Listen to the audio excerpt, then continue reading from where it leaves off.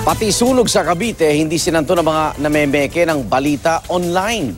Pinalabas na maraming namatay kahit wala naman.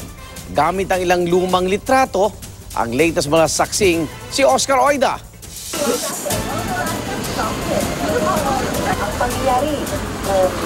Matapos ang 46 na oras ng paglagablab ng apoy sa pabrika ng HTI sa Cavite, sa wakas ay dineklara ng fire out ang sunog alas 4:15 ng hapon kanina.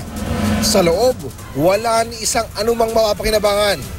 Wala rin namang natagpo ang patay sa ngayon. Lahat ng nasa records ng kumpanya na pumasok noong araw ng sunog ay nabilang na at buhay. Kabilang ang dalawang naiulat na nawawala. Everybody who is supposed to be in the building and who entered the building is accounted for already. So there are no missing people anymore. Wala na akong nawawala. Ang sinabi naman ng ilang nakaligtas na naiwan daw sa loob, posibleng yung mga sunod na nailabas kasunod nila. Lalong wala raw katotohanan ang mga kumalat na death toll online na nagpakita pa ng mga nasunog umanong bangkay na mga naiwan daw sa loob. Ang mga litratong ito, kuha pala sa nasunog na pabrika ng tsinelas sa Valenzuela noong 2015. Hindi naman daw isinasantabi ang posibilidad na may mga nasawi, pero sa ngayon, wala raw talaga. Kung meron, posibleng hindi raw sila empleyado ng HTI dahil nabilang na ang mga ito na buhay.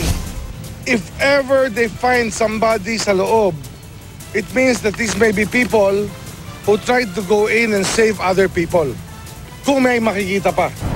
Hanggang kanina naman ay 30 pa sa mahigit 100 sugatan ang nanatiling nasa Divine Grace Medical Center o sa General Trias Hospital.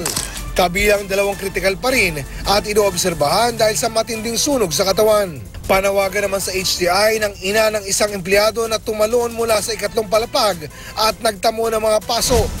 Tulungan man lang yung aming anak na kung hanggang sa gumaling, huwag iwanan, huwag nilang pabayaan. Bumisita na sa pasyente ang ilang kinatawan ng HTI na tumanging humarap sa media, pero nauna nang nangakong sasagutin ang gastos medikal. Patuloy daw pasasahurin ang mga nagpapagaling pa, habang iba pang trabahador ay i-absorb ng mga sister companies ng HTI na nakabase rin sa Cavite Economic Zone. Tutulong din daw ang provincial government bukod pa sa pagtutok sa investigasyon. Ako si Oscar Oida, ang inyong saksi.